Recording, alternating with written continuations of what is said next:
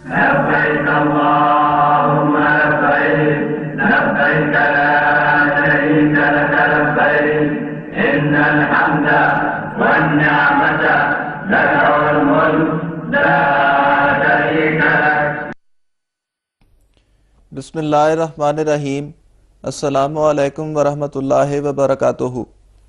ناظرین کرام، حج پر مبنی پروگرام لے کر میں آپ کی خدمت میں حاضر ہوں.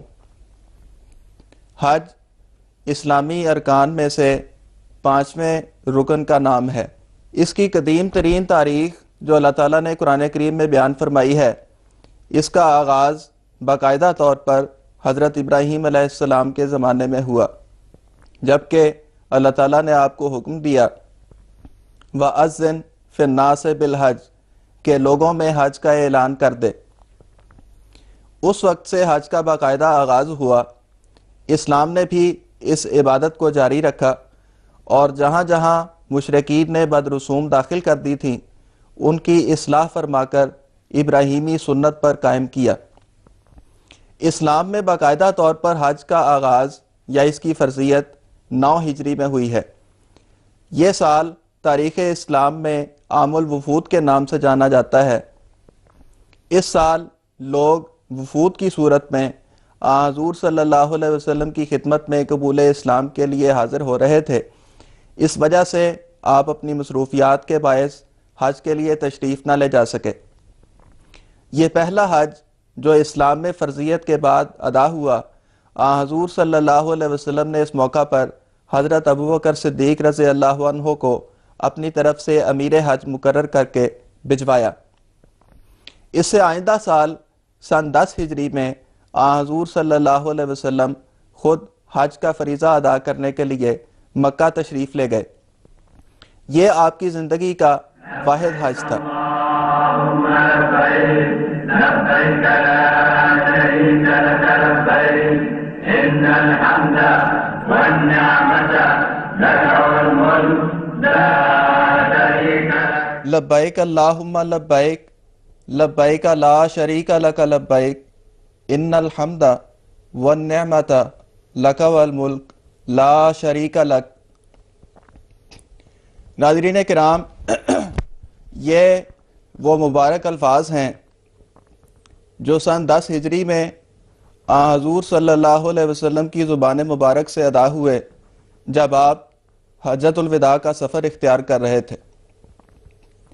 یہی وہ الفاظ ہیں جو آج بھی لاکھوں فرزندان توحید حج کے سفر اختیار کرتے ہوئے بلند آواز سے پکارتے ہیں. یہ الفاظ بندے اور خدا کے درمیان پائے جانے والے عشق کا مظہر ہیں. حج بنیادی طور پہ عربی لفظ ہے. اس کا لفظی ترجمہ مقامات مقدسہ کی زیارت کے لیے اس کی طرف سفر اختیار کرنا ہے، لیکن شرعی اصطلاح میں خاص اوقات میں خانہ کعبہ کی طرف ارکان حج کی ادائیگی کی نیت کے ساتھ جانا حج کہلاتا ہے. قرآن کریم نے حج کے متعلق، اس کی فرضیت کے متعلق مختلف آیات میں روشنی ڈالی ہے. ان میں سے بطور مثال میں آپ کے سامنے 3 آیات عرض کرتا ہوں. ایک آیت ہے، اللہ تعالیٰ سورۃ آل عمران میں فرماتا ہے بسم اللہ الرحمن الرحیم وَلِلَّهِ عَلَى النَّاسِ حِجُّ الْبَيْتِ مَنِ اسْتَطَاعَ إِلَيْهِ سَبِيلًا کہ اللہ کی خاطر اس گھر کا حج کرنا لوگوں پر لازم ہے جو کوئی اس گھر تک پہنچنے کی استطاعت رکھتا ہو. اسی طرح سورہ بقرہ آیت 197 میں اللہ تعالیٰ فرماتا ہے وَأَتِمُّ الْحَجَّ وَالْعُمْرَةَ لِلَّهِ کہ تم اللہ کی خاطر حج اور عمرہ کو مکمل کیا کرو. اسی طرح سورہ حج آیت 28 میں اللہ تعالیٰ فرماتا ہے وَأَذِّن فِي النَّاسِ بِالْحَجِّ يَأْتُوكَ رِجَالًا وَعَلَىٰ كُلِّ ضَامِرٍ يَأْتِينَ مِنْ كُلِّ فَجٍّ عَمِيقٍ کہ تو لوگوں میں حج کا اعلان کر دے، وہ تیری طرف پاپیادہ بھی آئیں گے اور ایسی سواریوں پر بھی آئیں گے جو سفر کی دوری کی وجہ سے دبلی ہو چکی ہوں. قرآن کریم میں حج اور عمرہ 2 مختلف الفاظ ملتے ہیں. یہاں میں ان کی وضاحت کرنا ضروری سمجھتا ہوں۔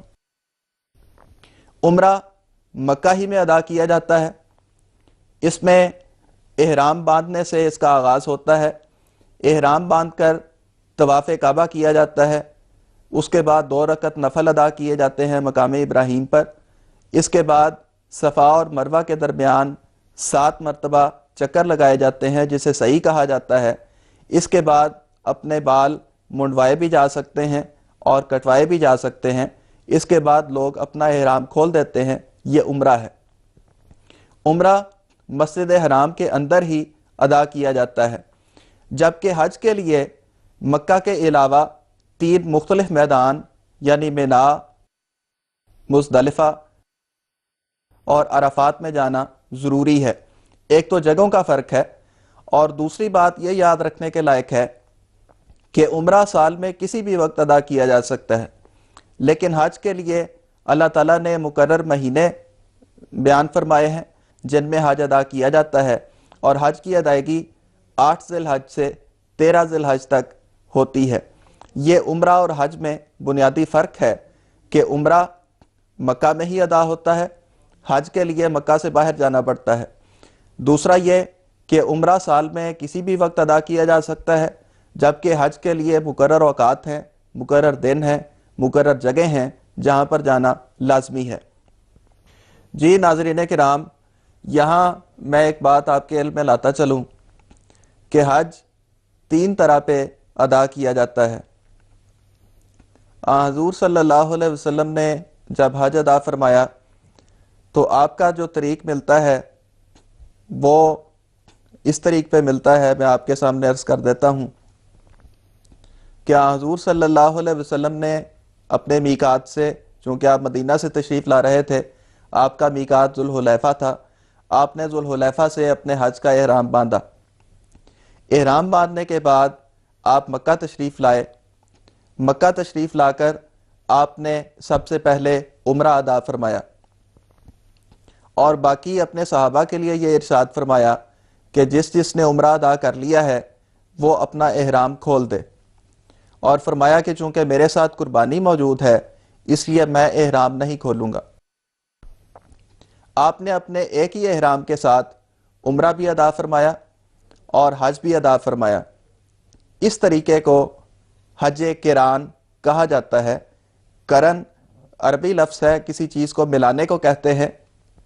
حج قران سے مراد ہے کہ ایک ہی احرام میں عمرہ اور حج اکٹھا ادا کیا جائے۔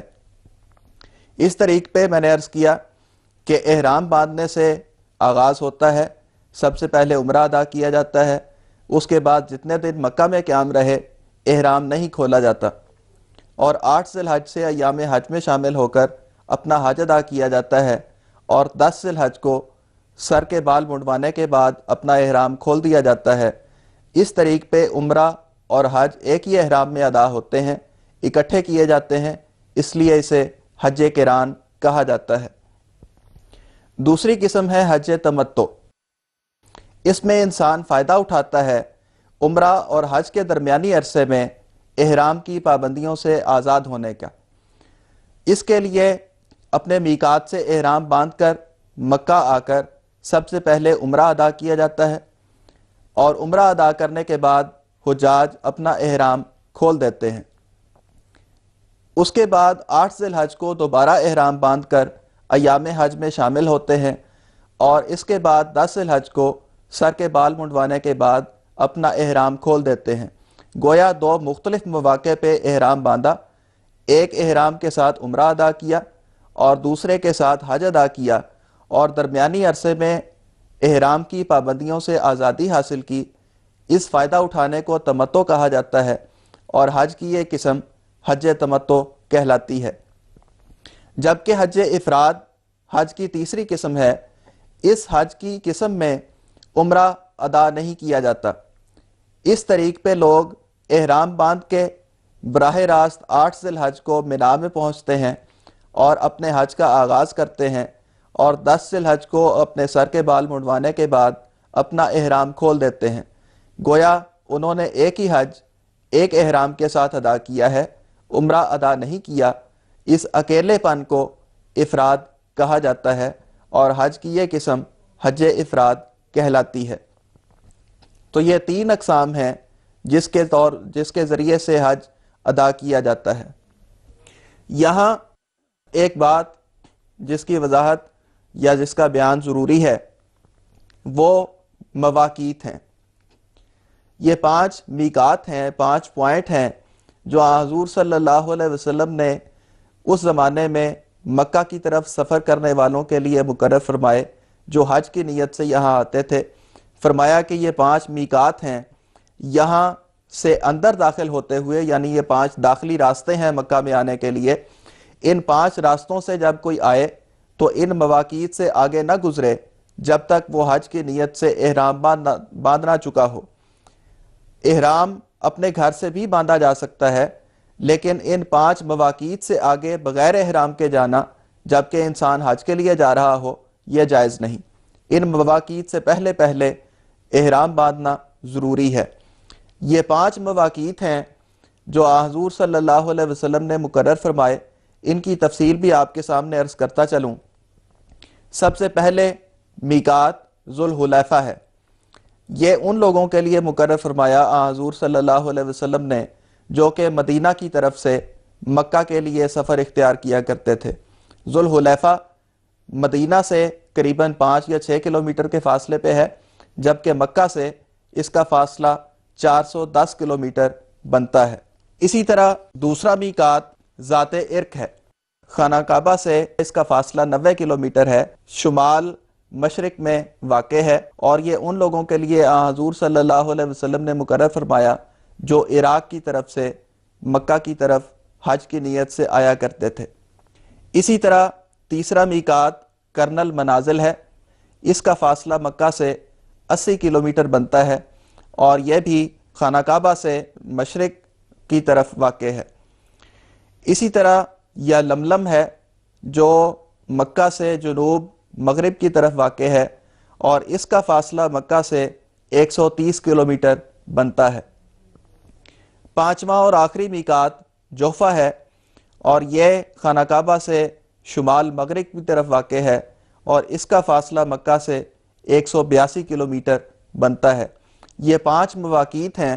میں نے عرض کیا کہ ان مواقیت سے آگے جب مکہ کی طرف آئیں اور حج کی نیت سے آ رہے ہوں تو بغیر احرام کے ان مواقیت کو کراس کرنا، ان سے آگے آنا درست نہیں ہے، جائز نہیں ہے۔ ان مواقیت سے پہلے احرام باندھنا لازمی ہے، خواہ انسان ان مواقیت پر پہنچ کر احرام باندھے یا اپنے گھر سے احرام باندھ کر اس سفر کے لیے روانہ ہو۔ اب میں آپ کے سامنے حج کا تعارف پیش کرتا ہوں۔ حج کا باقاعدہ آغاز احرام باندھنے سے ہوتا ہے، اور احرام دراصل ان 2 سفید انسلی چادروں کو کہتے ہیں جو ہر حاجی اپنے جسم پر اوڑھتا ہے، ایک تہبند کے طور پہ اور ایک جسم کے اوپر والے حصے پہ۔ یہ 2 سفید چادریں پہننے سے پہلے ضروری ہے کہ ہر حاجی غسل کرے، وضو کرے، اس کے ساتھ اپنے ناخن کاٹے، اپنے بال کٹوائے اور غسل کے بعد ان 2 چادروں کو اوڑھ لے۔ اس کے بعد 2 رکعت نفل ادا کرے اور پھر تلبیہ کے الفاظ جیسا کہ میں پہلے بیان کر چکا ہوں، لبیک اللہم لبیک لبیک لا شریک لک لبیک ان الحمد والنعمت لک والملک لا شریک لک، یہ الفاظ تلبیہ کہلاتے ہیں اور حج کی نیت کرتے ہوئے یہ الفاظ دہرانا ضروری ہیں، اور سارے سفر حج میں یہ الفاظ بلند آواز سے پکارے جاتے ہیں۔ اس طرح ایک احرام باندھنے والا حج کی نیت کر کے حج میں داخل ہو جاتا ہے۔ یہاں میں احرام کی بعض پابندیوں کا ذکر بھی کرتا چلوں۔ احرام باندھنے کے بعد ہر حاجی کچھ جائز باتوں کو بھی چھوڑ دیتا ہے، اس پر پابندی ہے کہ وہ ان کو چھوڑ دے۔ مثلاً خشکی کا شکار کرنا یا کسی سے کروانا، خوشبو لگانا یا تیل لگانا، کنگھی کرنا، بال کاٹنا، ناخن کاٹنا، مرد کے لیے قمیض یا سلا ہوا کپڑا پہننا، مرد کے لیے سر ڈھانکنا، عورت کے لیے چہرہ ڈھانکنا، پگڑی باندھنا، ٹوپی پہننا، موزے یا فل بوٹ استعمال کرنا، بیوی سے مباشرت کرنا، اسی طرح احرام کی حالت میں فسق و فجور اور جنگ و جدال بہت مذموم حرکات ہیں۔ یہ تمام باتیں ہیں جن سے ہر حاجی کو احرام کے بعد بچنا پڑتا ہے۔ وہ اللہ تعالیٰ کی خاطر ان پابندیوں کو اپنے اوپر طاری کرتا ہے اور ان کاموں سے رکا رہتا ہے۔ عورتوں کے لیے جو عام لباس ہے وہی ان کا احرام کہلاتا ہے۔ ان کے لیے 2 سفید چادریں باندھنا یا اوڑھنا ضروری نہیں۔ اب ہم حج کو دن بہ دن دیکھتے ہیں کہ کس طرح حج کا آغاز کس تاریخ سے ہو کر کس تاریخ پر ختم ہوتا ہے۔ میں دنوں کے حساب سے اس کا تعارف کروانا چاہتا ہوں۔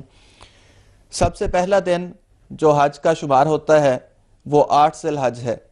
اسے اصطلاح میں یوم الترویہ کہا جاتا ہے۔ 8 ذی الحج کو احرام کی حالت میں مکہ سے مینا روانگی ہوتی ہے۔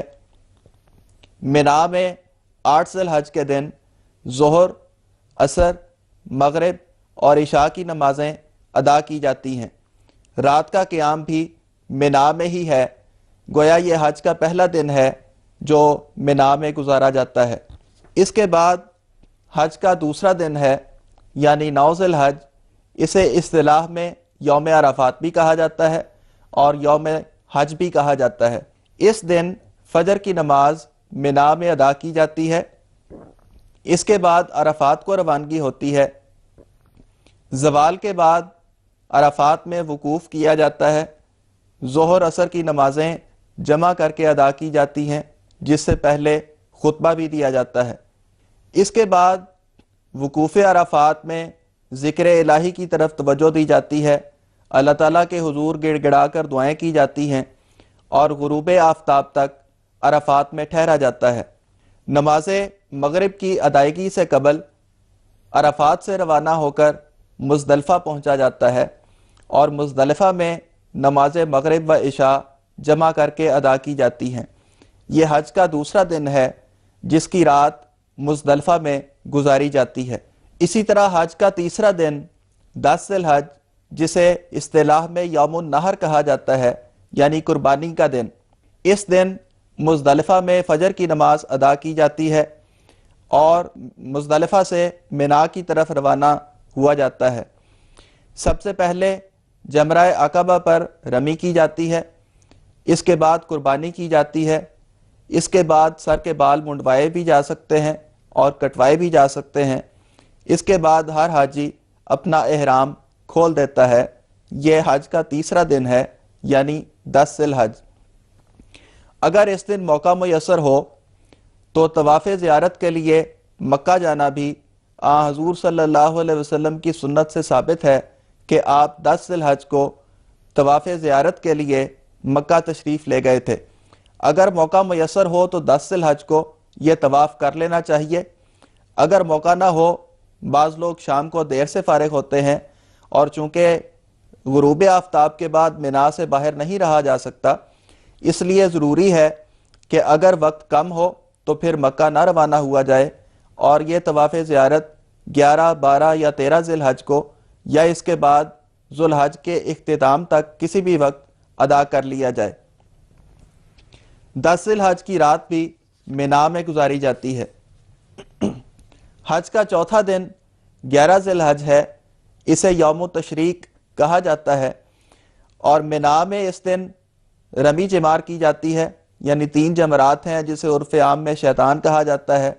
ان تینوں جمرات پر کنکریاں ماری جاتی ہیں ساتھ ساتھ۔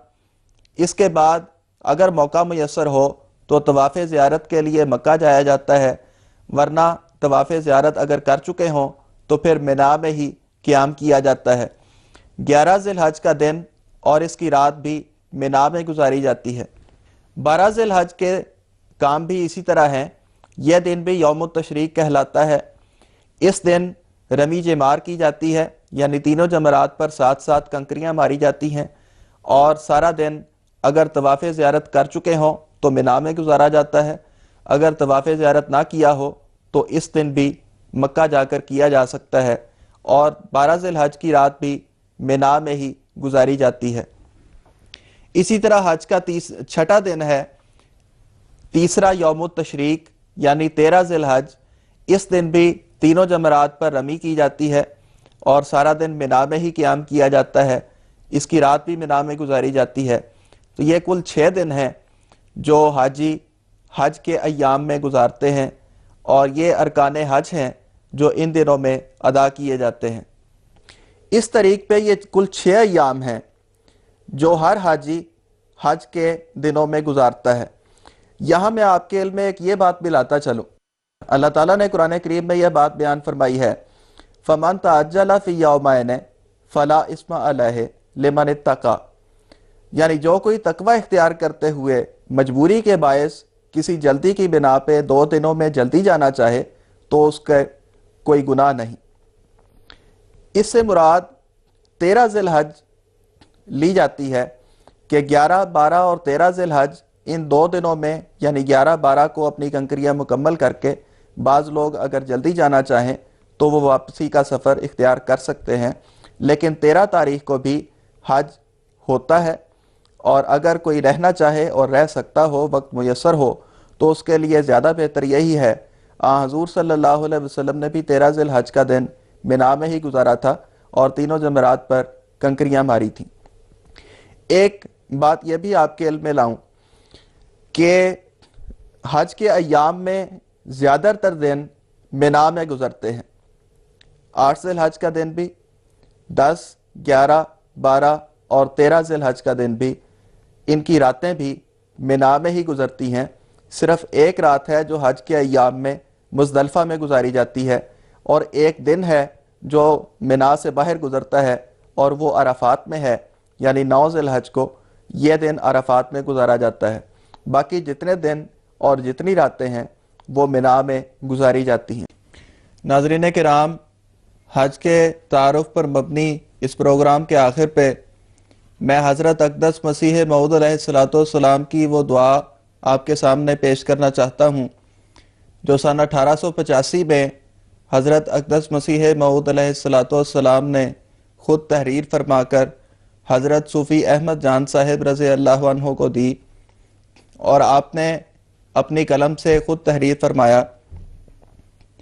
اس عاجز ناکارہ کی ایک عاجزانہ التماس یاد رکھیں کہ جب آپ کو بیت اللہ کی زیارت بفضل اللہ تعالی نصیب ہو تو اس مقام محمود مبارک کی انہی لفظوں سے مسکنت اور غربت کے ہاتھ بحضور دل اٹھا کر گزارش کریں۔ نیز آپ نے یہ بھی فرمایا، آپ پر فرض ہے کہ انہی الفاظ سے بلا تبدیل و تغیر بیت اللہ میں حضرت ارحم الراحمین میں اس عاجز کی طرف سے دعا کریں۔ چنانچہ یہ دعا حضرت صوفی احمد جان صاحب رضی اللہ عنہ نے عرفات کے میدان میں بھی اور خانہ کعبہ میں بھی بلند آواز سے پڑھی، اور آپ کے ساتھ 20 سے 22 خدام بھی موجود تھے جو اس سال حج کے لیے تشریف لے گئے تھے۔ وہ بلند آواز سے آمین کہتے جاتے تھے۔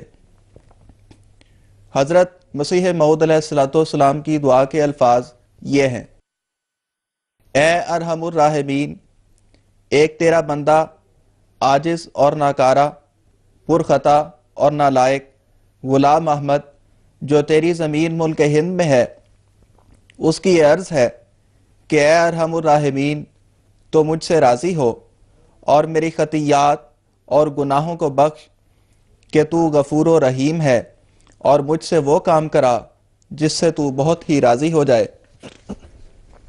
مجھ میں اور میرے نفس میں مشرق اور مغرب کی دوری ڈال، اور میری زندگی اور میری موت اور میری ہر یک قوت اور جو مجھے حاصل ہے اپنی ہی راہ میں کر، اور اپنی ہی محبت میں مجھے زندہ رکھ، اور اپنی ہی محبت میں مجھے مار، اور اپنے ہی کامل متبعین میں مجھے اٹھا۔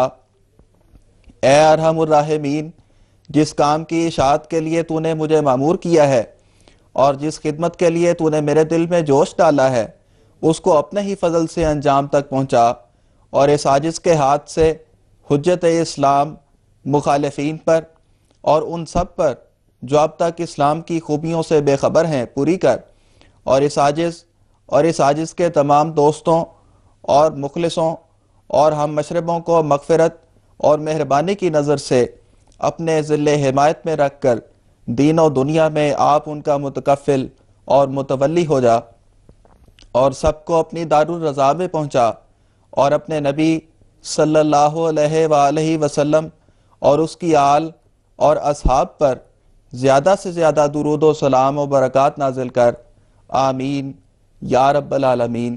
میں دعا کرتا ہوں کہ اللہ تعالی ہم سب کو حضرت اقدس مسیح موعود علیہ السلام کی دعاؤں کا وارث بنائے، اور ہمارے لیے بھی وہ راہیں کھولے اور ایسے سامان میسر فرمائے کہ ہم بھی محض للہ بیت اللہ کا حج کرنے کی سعادت پانے والے ہوں۔ اللہ کرے کہ ایسا ہی ہو۔ وآخر دعوانا ان الحمدللہ رب العالمین۔ لبيك اللهم لبيك لبيك لا شريك لك لبيك إن الحمد والنعمة لك والملك لا شريك لك لبيك اللهم لبيك لبيك لا شريك لك لبيك إن الحمد والنعمة لك والملك لا